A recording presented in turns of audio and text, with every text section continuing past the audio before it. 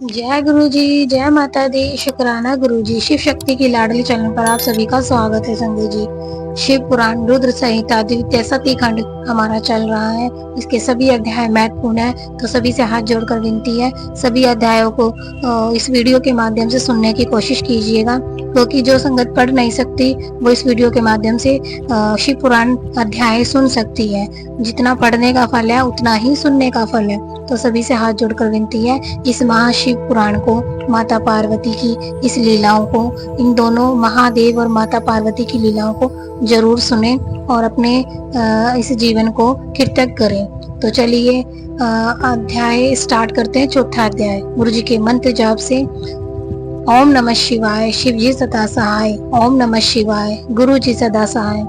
संध्या की आत्मा होती उसका अरुंधति के रूप में अवतीर्ण होकर मुनिवर वशिष्ठ के साथ विवाह करना, ब्रह्मा जी का रुद्र के विवाह के लिए प्रयत्न और चिंता तथा भगवान विष्णु का उन्हें शिवा की आराधना के लिए उपदेश देकर चिंता मुक्त करना। ब्रह्मा जी कहते हैं, नारद जब वर देकर भगवान शंकर अंतर ध्यान हो गए, तब संध्या भी उसी स्थान पर गई जहाँ मुनि मेधातिथि यज्ञ कर रहे थे। भगवान शंकर की कृपा से उसे किसी ने वहां नहीं देखा। उसने उस तेजस्वी ब्रह्मचारी का स्मरण किया, जिसने उसके लिए तपस्या की विधि का उपदेश दिया था। महामुने, पूर्व काल में महर्षि वशिष्ठ ने मुझ परमेष्ठी की आज्ञा से एक तेजस्वी ब्रह्मचारी का वेश धारण करके उसे तपस्या करने के लिए उपयोगी नियमों का उपदेश दिया था।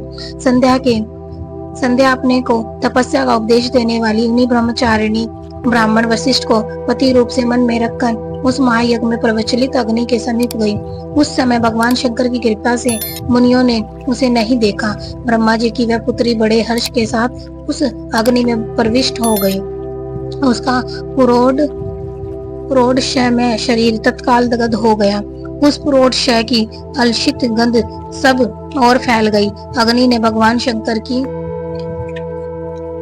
आज्ञा से उसके सुवर्ण जैसे शरीर को जलाकर शुद्ध करके उन्हें सूर्य मंडल में पहुंचा दिया। तब सूर्य ने पितरों और देवताओं की तृप्ति के लिए उसे दो भागों में विभक्त करके अपने रथ में स्थापित कर दिया। मुनीश्वर, उसके शरीर का ऊपरी भाग प्रातः संध्या हुआ, जो दिन और रात के बीच में पड़ने वाली आदि संध्या है, तथा उसके शरीर का शेष भाग साय संध्या हुआ, जो दिन और रात के मध्य में होने वाली अंतिम संध्या है। साय संध्या सदा ही पितरों की प्रसन्नता प्राप्त करने वाली होती है। सूर्योदय से पहले जब अरुणोदय हो, प्राची के क्षितिज में लाली छा जाए, तब प्रातः संध्या प्रकट होती है, जो देवताओं को प्रसन्न करने वाली है। जब लाल कमल के समान सूर्यास्त हो जाते हैं, उसी समय सदा साय संध्या का उदय होता है, जो पितरों को आनंद प्रदान करने वाली है। परम दयालु भगवान शिव ने उसके मन सहित प्राणों को दिव्य शरीर से युक्त देहधारी बना दिया। जब मुनि के यज्ञ की समाप्ति का अवसर आया, तब वह अग्नि की ज्वाला में महर्षि मेधातिथि को तपाए हुए सुवर्ण की सी कांति वाली पुत्री के रूप में प्राप्त हुई। मुनि ने बड़े आमोद के साथ उस समय उस पुत्री को ग्रहण किया। उन्होंने यज्ञ के लिए उसे नहलाकर अपनी गोद में बिठा लिया। शिष्यों से घिरे हुए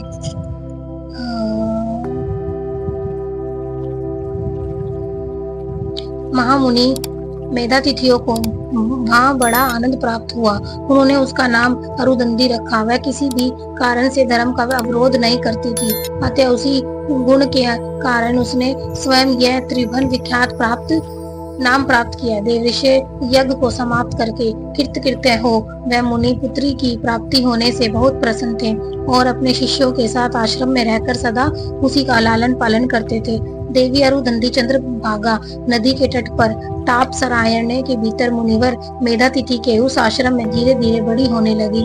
जब वह विवाह के योग्य हो गई, तब मैंने विष्णु तथा महेश्वर ने मिलकर मुझ ब्रह्मा के पुत्र वशिष्ठ के साथ उसका विवाह करा दिया।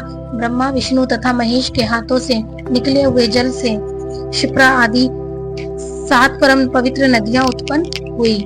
मुनि मेधातिथि की पुत्री महासाध्वी अरुंधति समस्त पतिव्रताओं में श्रेष्ठ थी। वह महर्षि वशिष्ठ को पति रूप में पाकर उनके साथ बड़ी शोभा पाने लगी। उससे शक्ति आदि शुभ एवं श्रेष्ठ पुत्र उत्पन्न हुए।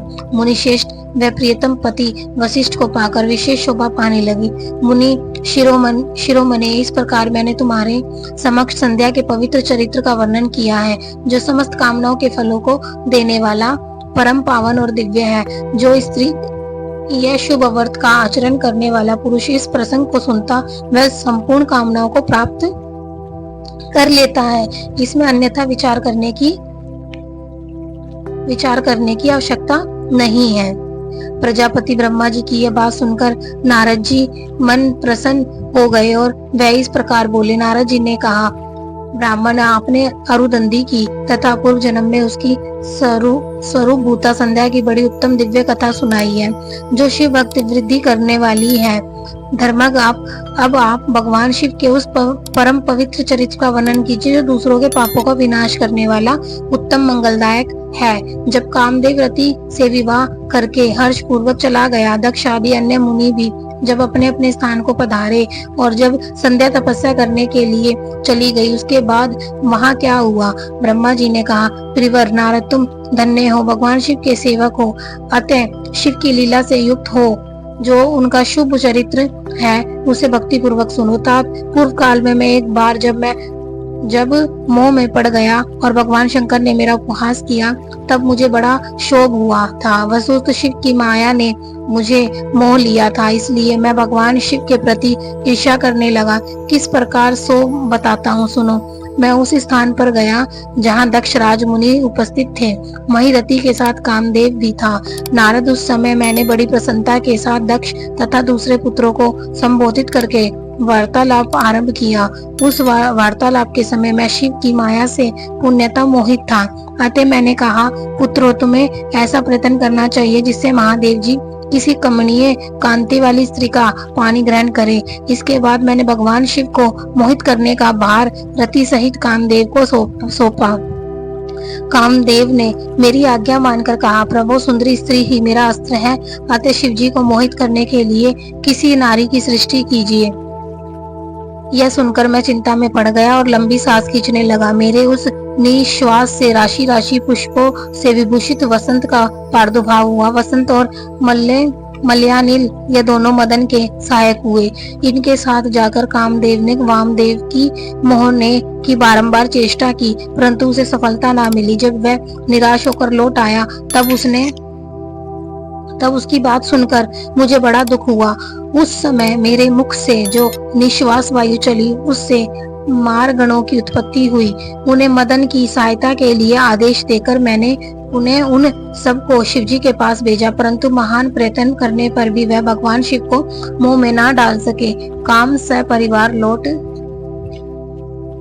आया और मुझे प्रणाम करके अपने स्थान को चला गया। उसके चले जाने पर मैं मन ही मन सोचने लगा कि निर्विकार तथा मन को वश में रखने वाले योग परायण भगवान शंकर किसी स्त्री को अपने सहधर्मी बनाना कैसे स्वीकार करेंगे। यही सोचते सोचते मैंने भक्ति भाव से उन भगवान श्री हरि का स्मरण किया, जो साक्षात शिव स्वरूप तथा मेरे शरीर के जन्मदाता हैं। मैंने दीन वचनों से युक्त शुभ स्त्रोतों द्वारा उनकी स्तुति की। उस स्तुति को सुनकर भगवान शीघ्र ही मेरे सामने प्रकट हो गए। उनके 4 भुजाएं शोभा पाती थी, नेत्र प्रफुल्ल कमल के समान सुंदर थे। उन्होंने हाथों में शंख, चक्र, गदा और पग ले रखे थे। उनके श्याम शरीर पर पीतांबर की बड़ी शोभा हो रही थी। वह भगवान श्री हरि भक्त प्रिय हैं, अपने भक्त उन्हें बहुत प्यारे हैं। सबके उत्तम शरणादाता उन श्री हरि को उस स्वरूप में देखकर मेरे नेत्रों में प्रेमाशुओं की धारा बह चली और मैं गदागद कंठ से बारंबार उनकी स्तुति करने लगा। मेरे उस स्त्रोत को सुनकर अपने भक्तों के दुख दूर करने वाले भगवान विष्णु बहुत प्रसन्न हुए और शरण में आए हुए मुझ ब्रह्मा से बोले, महाप्राग विधात लोक स्रष्टा ब्राह्मण, तुम धन्य हो। बताओ, तुमने किस लिए आज मेरा स्मरण किया है और किस निमित्त से ही यह स्तुति की जा रही है? तुम पर कौन सा महान दुख आ पड़ा है? उसे मेरे सामने इस समय कहो, मैं वह सारा दुख मिटा दूंगा। इस विषय में कोई संदेह या अन्यथा विचार नहीं करना चाहिए। तब ब्रह्मा जी ने सारा प्रसंग सुनाकर कहा, केशव, यदि भगवान शिव किसी तरह पत्नी को ग्रहण कर ले तो मैं सुखी हो जाऊंगा, मेरे अंतकरण का सारा दुख दूर हो जाएगा। इसी के लिए मैं आपकी शरण में आया हूँ। मेरी यह बात सुनकर भगवान मधुसूदन हंस पड़े और मुझ लोक सृष्टा ब्राह्मण का हर्ष बढ़ाते हुए मुझसे शीघ्र ही यूं बोले, विधात तुम मेरा वचन सुनो, यह तुम्हारे भ्रम का निवारण करने वाला है। मेरा वचन ही वेद शास्त्र आदि का वास्तविक सिद्धांत है। शिव ही सबके कर्ता भर्ता पालक और हर्ता सहारक है।